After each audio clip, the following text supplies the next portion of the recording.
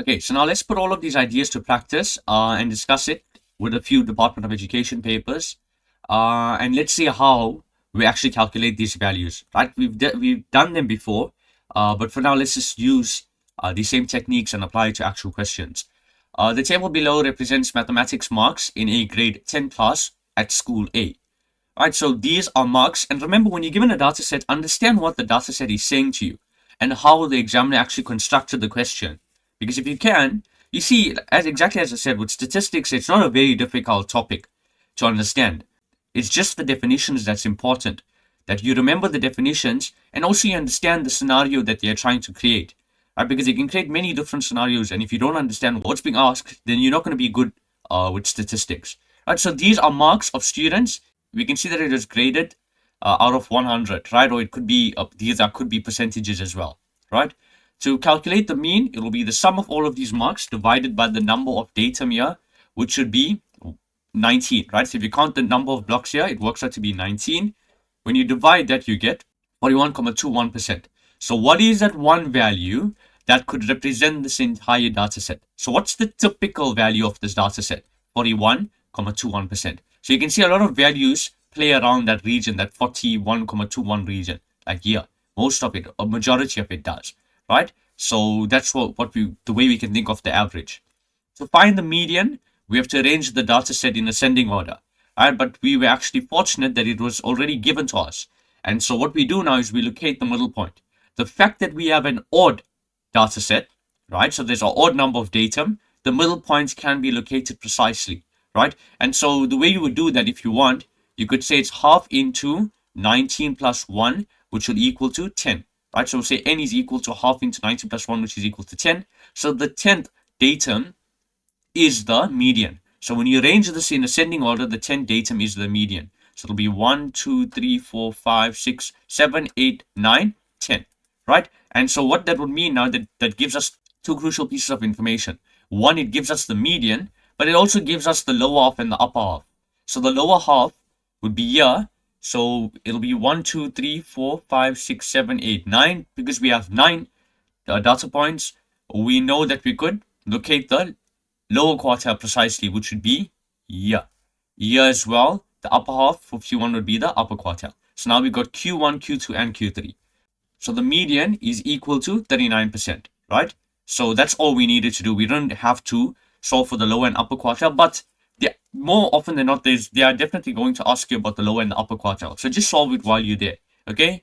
The mode, which of these marks appear the most frequent? It's 42.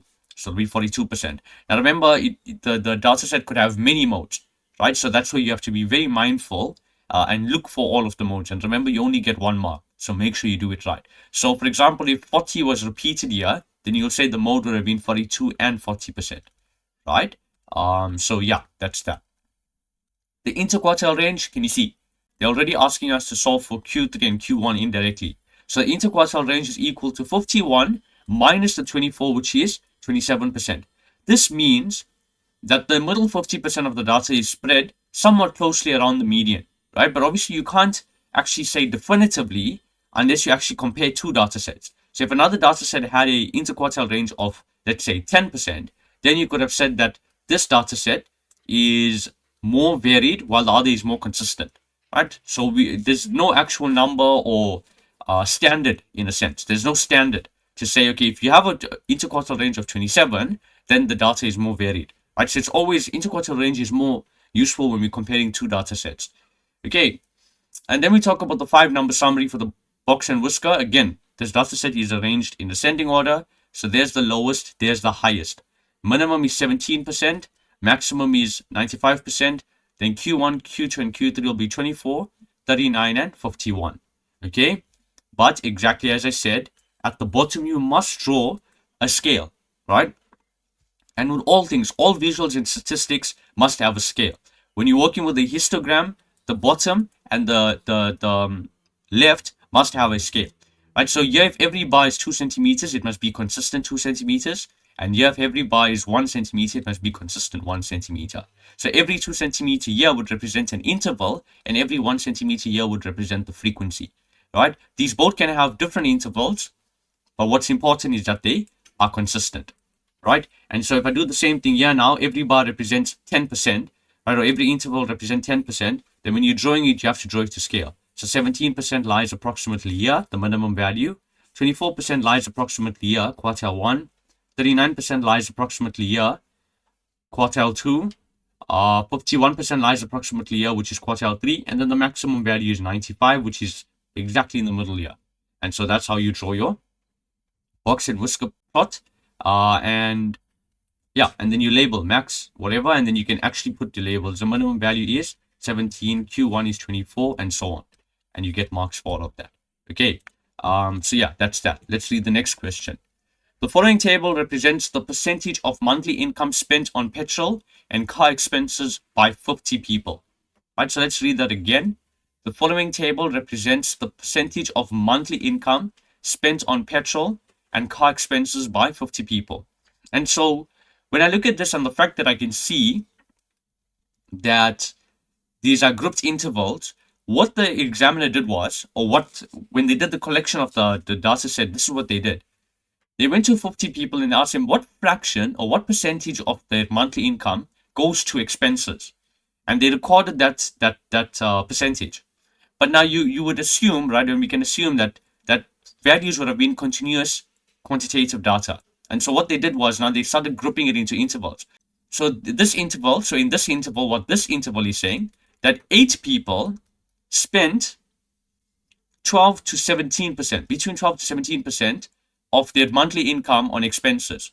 These people, 20 people, spent between 18 to 23% on their expenses. And you do the same year, and year, right? And when you do that for all the values, then they just put it in these different categories and they found out the different frequency values. And so how many percentage values belong to that interval, okay? And so we're going to make a lot of conclusions from this, right? So just bear with me. Then they ask us to determine the values of A, B, C, D, and E. So A, B, C, D, and E. Now this is going to be very important, right? Why are they asking us to multiply the midpoint by frequency? Why? Why are they saying multiply the midpoint by the frequency to give us this table? And this is the answer. They took all of this data and they grouped it in here, right? We don't know precisely what values went in here.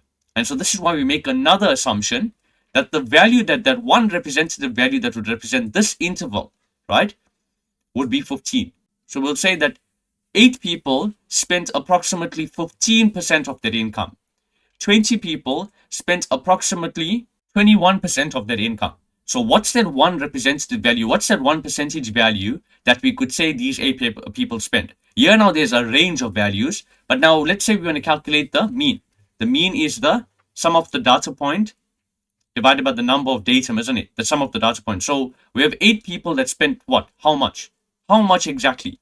15. That's why we say 15. So we say approximately 8 people spent 15. Approximately 20 people spent 21%. And so if I want to really hammer this point home, the way you would think of this is when these data points were taken, there have been 8, 15, 15%. Can you see that? And then here there have been 20, 21%, 21, 21, 21, 21. Right? And then they started to categorize it. So we just want that one representative value here in each category. So when we're calculating things like mean, as you would see here now, we would say, okay, 15 times 8 people, because there's 15 there. 20 times 21, because there would have been 21% in that data set, right? But that's how we work with, so when you're working with group data, this is the way you need to start thinking, okay? So now that you know the why, let's solve all of these values. To get the midpoint times the frequency, it'll be 8 times 15, which will be that. Here, we're given that we need to find this, so it'll be 420 divided by 20, which will be 21%, right? So 21%. So again, like I said, these are all percentage values. Why? If I have to put units to them. Why? Because these are percentage values. So 8 people spent approximately 15%. 20 people spent approximately 21% of their monthly income. 12 people spent approximately 27% of their income. D people spent 33% of their income. So if we need to solve for D, how would we do that? All of these values have to be the sample size, isn't it? And so if you subtract all of that from 50, you'll find that this answer is 8. Right? To get C, how do you do that? You'll say 12 times 27, which will give you 324. Right? And to find D, it'll be 2 times 39, which gives us 78. Right? And so what we're doing now is A is 120, right? And so if I put this into perspective, if I have this data set again, they'll have 8 15s in the data set. They'll have 20 21% in the data set. They'll have 12 27% in the data set, 8 33s, and 2 39s. Right? Exactly like how we did this question. Look here, there's nothing different. Exactly like how this question was framed, now they put it into grouped intervals. So the way we work with it is slightly different. Okay? And so, yeah. Instead of doing that now, instead of when we're calculating the estimated mean now, instead of multiplying all of these values, they create a separate column and they just do the multiplication for us. And so when you add all of these values up, you'll get 120, right? This is 120 plus 420 plus 324 plus 264 plus 78, and you divide it by 50, you get 24.12%. So on average, these 50 people spend 24.12% of their monthly income. So this is that one representative value that represents these 50 people. Okay. The modal class, why they're calling it a class now is because we're talking about intervals. It's exactly like what interval appeared the most frequent at modal class. And so that will be this percentage starting from 18 and ending at 24. So that'll be there. And the interval containing the median, how do we get the median, right? This is why that formula I gave you is so important. It'll be half the total data in the set plus 1, which gives us 25.5. So remember, this is a position value. It has to be a natural number. So what's the two natural numbers closest to 25.5? It's 25 and 26, right? Starting from the top, can you see now? This data is arranged in what? Ascending order, going down, right? So we go from the top down. Let's see where the 25th and the 26th data points lie, right? And so I'll say this here. I'll say 26 minus 8 gives me 18. Then I'll minus the 20. It gives me a negative answer. So what this means is, if I had the data arranged out here, right? Listen to this. If I had 8 15s, 15, 15, 15, 15, 15, and so on, and I had 20 21s, right?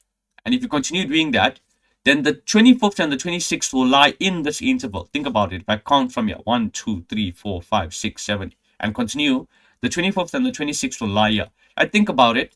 20 plus 8 is 28. So 25 and 26 is less than 28, so therefore it has to lie in this interval. Right? If you, I'm really expanding your mind and showing you visually, if you have to expand this whole data set, how you can get to the answer, right? And so therefore it'll be this class here. So that's how we solve that problem. Very simple stuff, but you really need to understand what you're doing. That's more important than just mindlessly solving these problems and following